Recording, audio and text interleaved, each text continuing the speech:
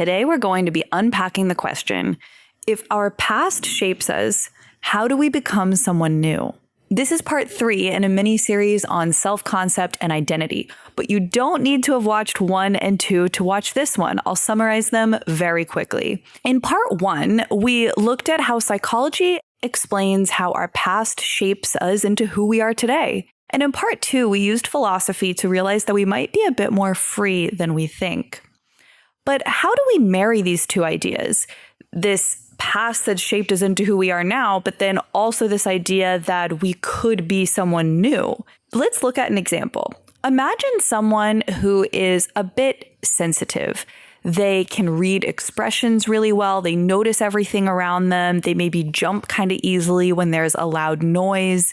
So they might define themselves as a highly sensitive person. Can this person suddenly say, I will no longer be rattled. I am a very calm person. And just by saying this, suddenly become a totally new person? That's not what we're saying here. What we're instead saying is that we don't want to overly identify with our stories. For instance, this person might realize, you know what, I am really perceptive, and this is something people have told me, this is something I've noticed, and I can seek out relationships and careers where that's rewarded, while simultaneously realizing that maybe I don't identify with every aspect of being a sensitive person. We're going to dive deeper into this in this episode and pull apart the idea of self-concept, leaving you with some practical insights. Welcome to Immersion. I'm your host, Pamela, and here we explore psychology and philosophy to find meaning in the modern world. Let's dive in.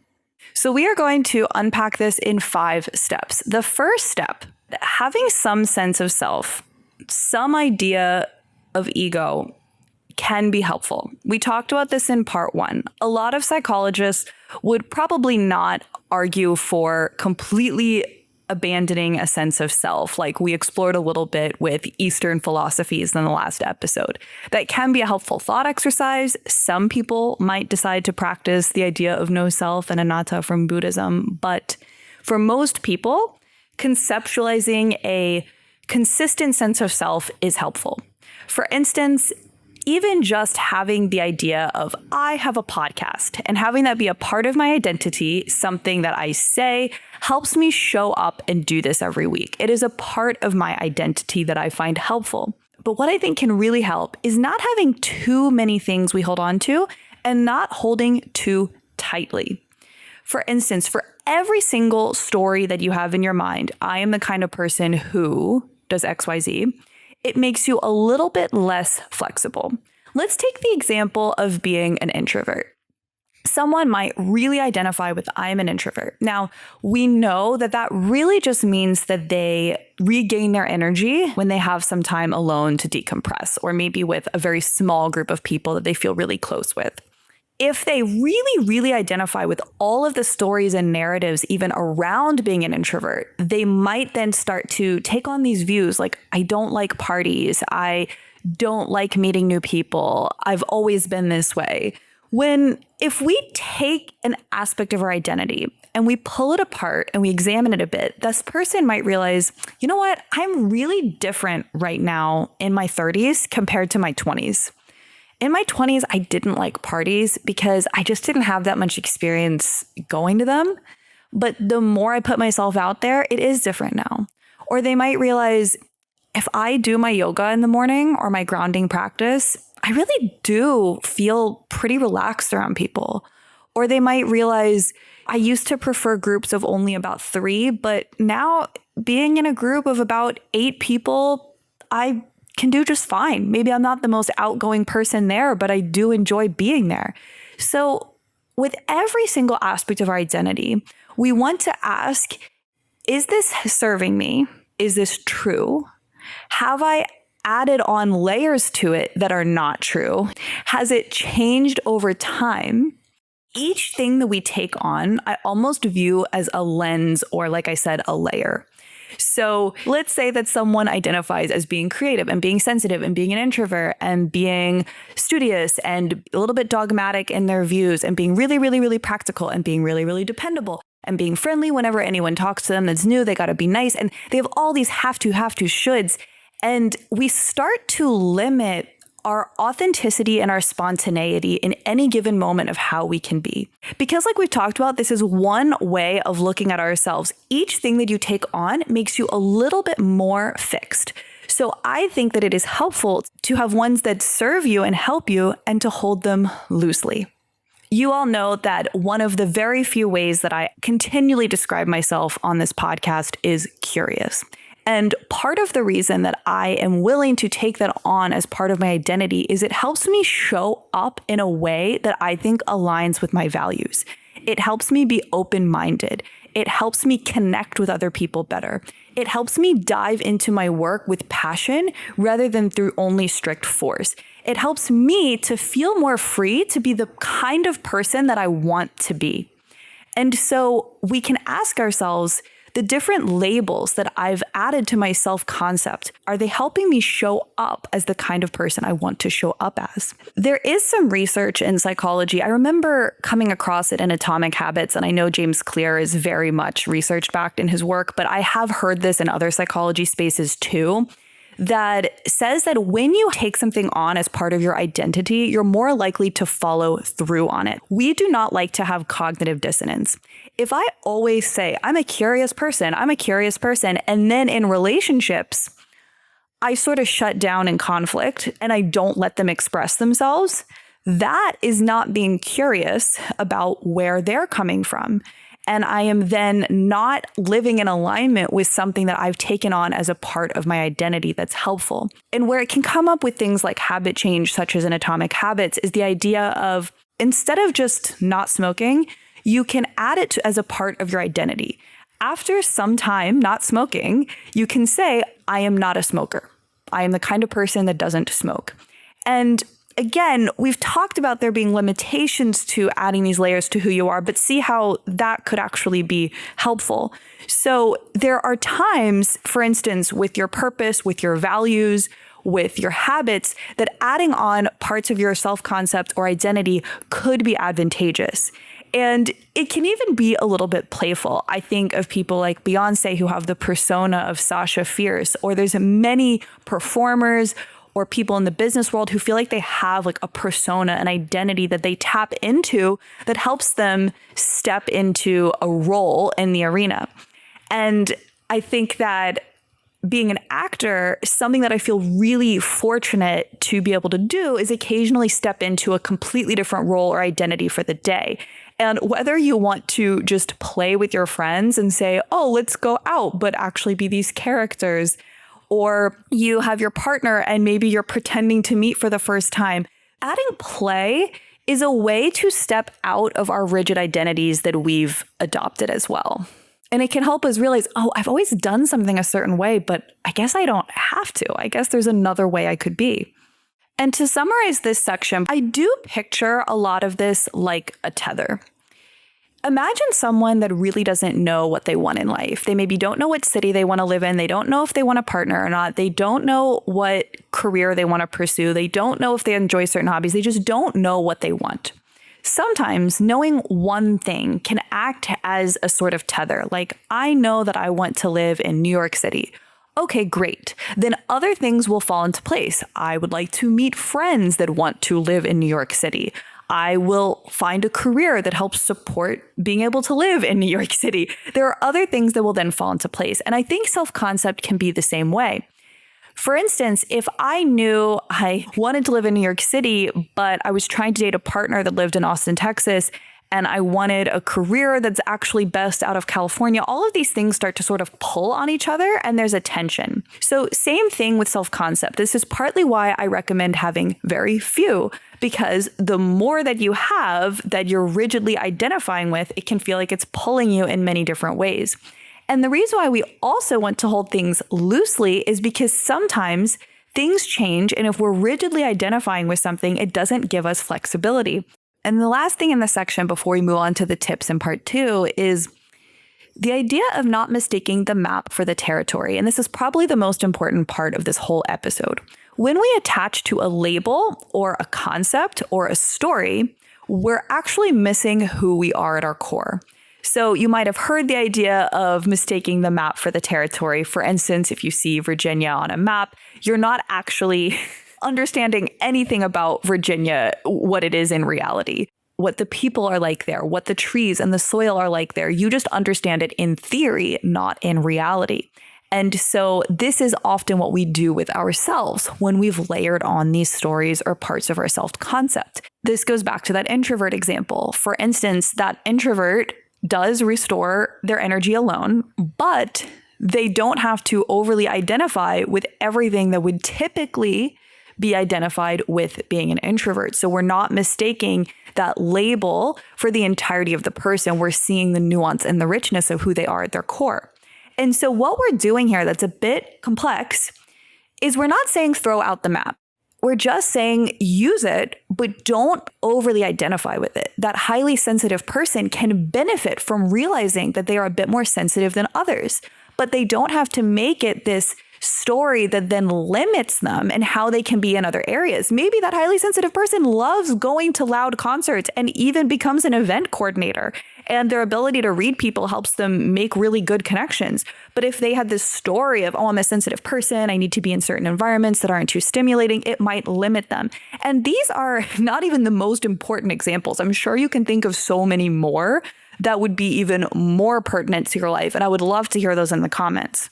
Okay, we're going to now move on to some other sections and we'll go through these more rapidly. But as we do this, I want you to really think about the almost infinite ways you can apply this. For instance, someone that always says, I'm addicted to my phone, I'm on my phone too much.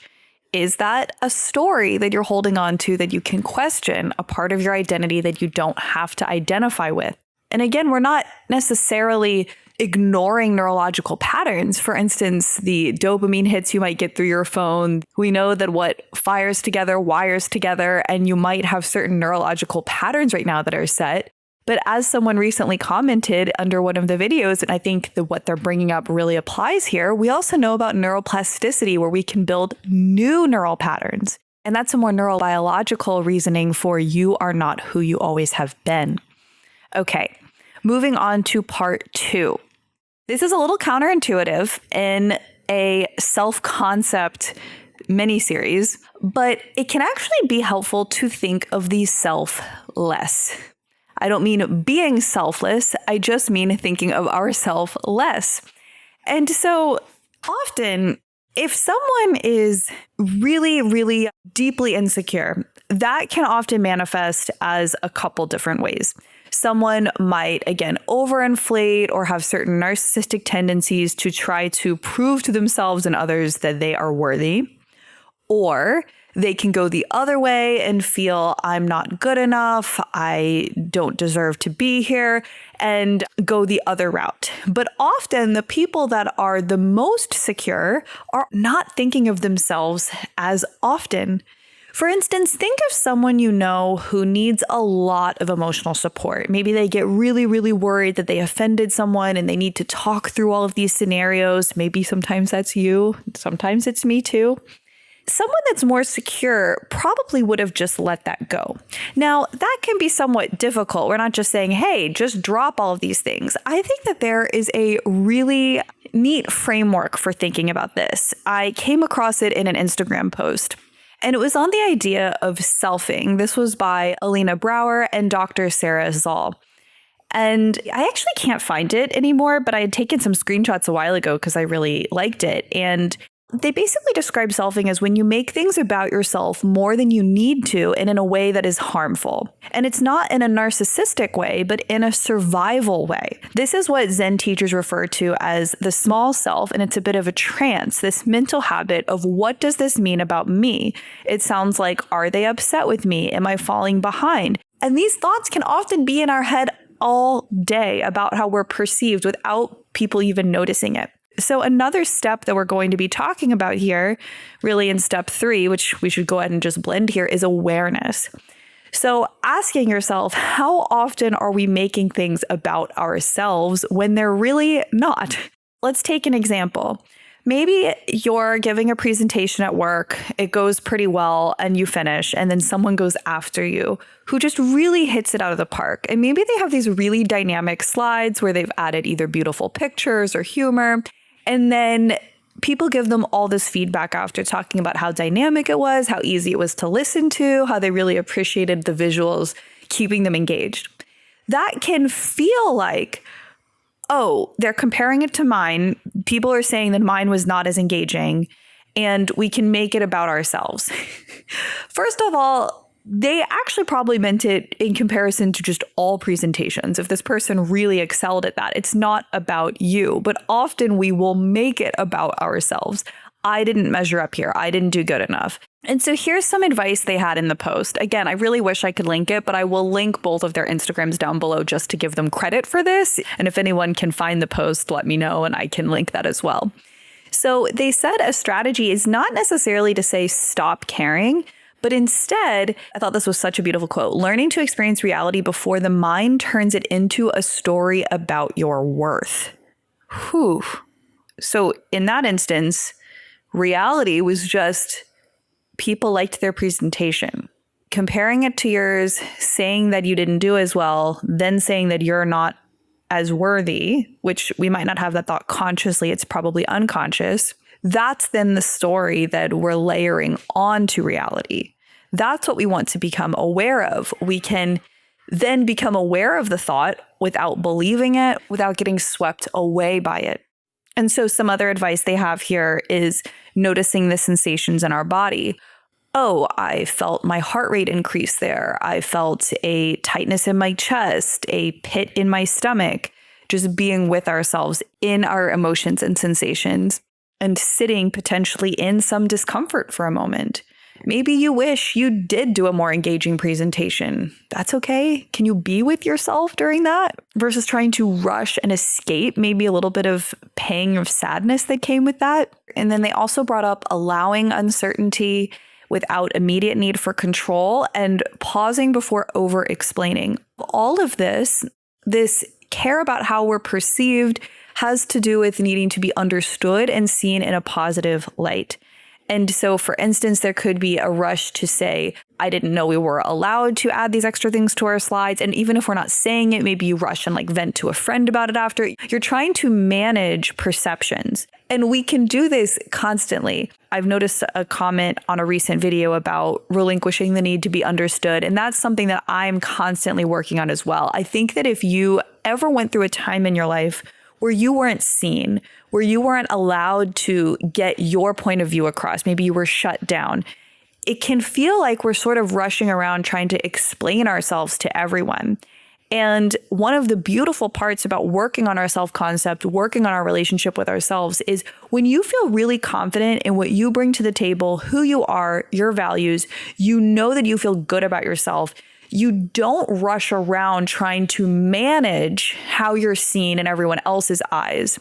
Because a lot of times what that is saying, I don't feel seen. I don't even fully know who I am. I don't know if I'm okay. But if I can manage how I look to you, you'll reflect back to me something that will make me feel better about myself and I'll feel okay. And so we're learning to flip that so that we get that sense of okayness from the inside for a large part. As we talked about in many parts of this series, relationships are still key. We're just trying to build more and more of that from the inside. And then as we work on this selfing idea, not every experience is proof of who we are and how we measure up. Many of you guys know that I've recently been dating, and I worked on something with my therapist lately that I thought was really interesting. Often after an argument, I'll sometimes think of something later that could help me express my point of view better. And I'll want to bring it up and say, oh, when we were having that argument, this is actually where I was coming from. And in doing that, it's really annoying for whoever I'm with because they'll probably be thinking, I thought we were done with this. Now you're bringing it up again. So it's something that I'm working on. And so much of it, we realized, is, again, that caring about how you're seen. But she brought up it's feeling like every interaction is I don't even know if I'm expressing this right, but sort of a testament to my worth or our connection. And it's sort of having a bit of perfectionism, thinking that every interaction you need to be fully understood and not realizing that over the course of time with someone, I don't want it to necessarily say the good outweighs the bad. It's just more that you have all of these experiences with a person, and those outweigh these like tiny moments where maybe you weren't on the same page. And can you allow those? Can you have a relationship where maybe you're not always connected and trust that you'll be able to maintain that connection, that you're okay and the relationship is okay? And actually allowing that can give it space to breathe, and it's actually better for it overall. I think I'm expressing what she was saying correctly, and it's something that I'm working on. So the next step, like we had talked about, is awareness and seeing these things, seeing the stories that we're layering onto ourselves and reality. And there are so many different areas you might do this in. You might really identify with your line of work. That might be a part of your identity. You might really identify with your sense of style. You might really identify with, for instance, like we talked about, maybe certain compulsions you have, like I'm addicted to my phone. You might really identify with being the outgoing one. You might really identify with your relationship. When you over-identify with one thing, it sets you up to be vulnerable. This is a really sad example, but it can easily happen. Let's say someone really identified with being a provider for their family, and they have a diagnosis, such as a cancer diagnosis, and they need to take a step back from work for treatment. They've then lost such a huge part of who they are. And a lot of that is because they've seen themselves through this limited lens. I am a provider versus the whole human that they are. They've reduced themselves to something. And I think that it was actually Charlie from Charisma on Command. I heard him speaking, and I think he brought this example up that if you have like a table or a stool and it only has a couple legs, if you knock one out, it's not going to be as sturdy. But if you have more legs, and I sort of view it as a diversification of the self, you're more sturdy. So earlier I talked about not having too many aspects of your identity that you layer on, because then you become more and more rigid. If you think I have to be this way, this way, this way, this way, and you have all of these different ways you have to be. I think the less rules in our life, often the more flexible we can be. And that would be in terms of saying I have to be XYZ way. But in terms of identification of who you are as a person and what you bring to the table, sometimes having a more diversified sense of self can be helpful. That person can realize, I'm a loving father, I am a good friend, I am someone who cares about my community. They have these other aspects that they can feel tethered to, so that if one thing gets taken away, they don't have this crisis as to a sense of self. So this is an example of nuance. And there, the main thesis that we have of not overly identifying with something still applies. And I hope that no matter what you're going through, you find some ways to apply this. I think it could even apply to maybe ways that you've attached a rigid timeline to yourself. Maybe you said I needed to have something figured out by 30 or 40 or 50. And you've been hard on yourself. That's just a story that you've layered onto reality. So a lot of this isn't even just about self-concept. It's about layering stories onto our reality in general and questioning them. And we've talked about cognitive behavioral therapy, or CBT. And part of the reason it's so helpful is because it gives us a framework for questioning our thoughts. So one that you could apply here is make a list of different stories that you've applied to yourself, your life, the ways you've thought you've needed to be, parts of your personality, and just get them on the page. Maybe circle the top 3 that you would like to pull apart or question. They could be things that are advantageous to you, but you may be overly identified with, or it could just be an area that you think could be fun to examine. And I want you to then ask yourself, when does this not apply? When is this not true? For instance, if you identify with being shy, what are some times in your life when you were not shy? This helps us not accept something as being universally true that isn't, and a term for this process is cognitive restructuring. To take an example, let's imagine that Beth is someone who really loves variety. She loves exploring new things, trying new restaurants, traveling. And then a situation comes up like the pandemic, and she has to shut a lot of that down and have a lot of routine. She might then realize, oh, I kind of like running the same route most days, and I feel a sense of groundedness, and I'm in this pod of people that I see regularly instead of constantly out with different people, and I feel a depth of connection. Now, of course, the pandemic had so many hardships for a lot of people. We're not trying to say that it was a positive thing, but in this instance, maybe she realized that if she rigidly held on to the story of I need variety to be happy, she might not have realized the ways routine actually helped her feel stable and safe and grow in a different way. So it's allowing that adaptability of not only our patterns, but the ways that we view ourselves. Okay, moving on to part 4. This is a bit more of a thought exercise, kind of like the philosophy dive that we took in the last episode. I don't remember where I heard this talk, but I remember listening to a speaker that said, if we were born without language for I or you, what kind of a world would we live in? They basically implied that we would not even see ourselves as a separate sense of self as much if we didn't have this language. You know, children are born and they feel pretty connected to the world. Now, I have seen developmentally, they actually do realize that they have a separate sense of self. I've seen mixed things on this. But if you didn't have language for I, you would probably not think about yourself as often. You would just sort of go about existing maybe a little bit closer to the way animals do. Just throughout the world, you might realize I have a body, I can experience pain, I need food, but we might not have all of these extra stories about I am the type of person who I need to achieve XYZ by a certain date.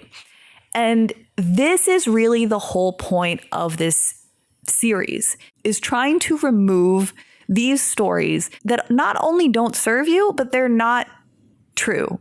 I think about certain people that think they need to stand out in a certain way and how much pressure that puts on them. I think that a lot of people have felt that and identified with that. And it can also cause a lot of problems. Think about the ways people maybe cut corners to try to achieve certain things by a certain time. Or even if we want to make this a little bit more systemic and global, think about people that have really, really identified with a certain point of view, maybe a certain political party. We could, of course, explore this in a whole episode down the line, but wouldn't it be interesting if we didn't even have labels? Sorry, this is going to go off the deep end a bit. But what if we didn't have labels for parties and it was just issue by issue? I don't think that half of the country really agrees with the same 20 points on something, and the other half of the country agrees with these 20 points. I think a lot of people would have, maybe these 6 issues from this side, I agree with those. And these 10 issues from this side, I agree with those. And I'm not sure about those 4. We would really take it point by point versus having like a team that we've identified with. There are so many ways that having an identity can limit us, not only in our own lives, but even in an interconnected way. I really think that that could be an interesting entire episode sometime, but let's keep moving with lastly, part 5. This is a bit of a hodgepodge of anything that I didn't get to add into the first or second episode of this series. One step that you might want to apply if you feel like you do not know yourself, if you spent a lot of time feeling a bit lost. We talked a lot about this in part 1, ways to find yourself. But something that I didn't include there is the idea of grief.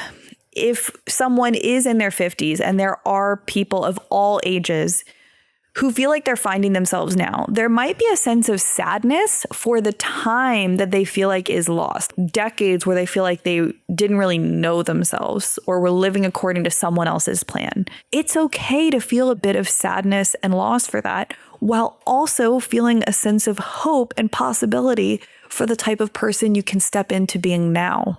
Next, something that I meant to include in part 1 is that the Artist's Way that I mentioned as a course is not some expensive online course or anything like that. It is actually a book. It's a course, but it's just a book. You can even probably find it used pretty cheap some places.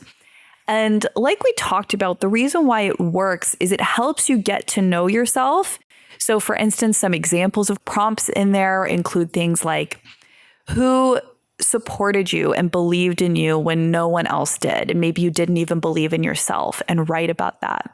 Or what are 5 potential careers that you might find interesting? Or what did you enjoy doing as a kid before you thought you shouldn't be doing it? And these are just a couple of, honestly, what I believe is hundreds, tons and tons of thoughts to explore and pull apart. And I actually have a episode on how to finish the artist way. I will link that in the description because unfortunately it's really time intensive and most people that start it don't finish it. So I talk about some ways to be a little bit more flexible in going about that course. And so really what we're talking about doing here is noticing the stories that we've taken on, who we felt we've needed to be, who we were rewarded for being, and even other types of stories about things we've told ourselves. We're going to reflect on them, ask what's helpful, what's not been helpful, experiment, maybe take on other ways of being, see what fits, connect with people that support the most authentic version of ourselves. We talked about those corrective experiences in episode 1 of this series. And finally, check in from time to time and ask ourselves, have I taken on layers or stories that don't fit anymore? Or have I become more rigid in my way of being than what is working? I would love to hear your thoughts as always in the comments. And you can find this show released on Sundays on many podcast players such as Apple, Spotify, and many others, as well as on YouTube. And I would really appreciate it if you're listening anywhere and you're able to give the show a rating on Apple or Spotify, even if you're just tapping the star button and not writing a review, it will really help the show out. We're a relatively new show, and I plan to keep doing this for a long time, but things like that will help us out. Thank you so much for being here and speak with you next week. We're going to do an episode on love languages, and I'm really excited to chat with you about that next week. Talk to you then.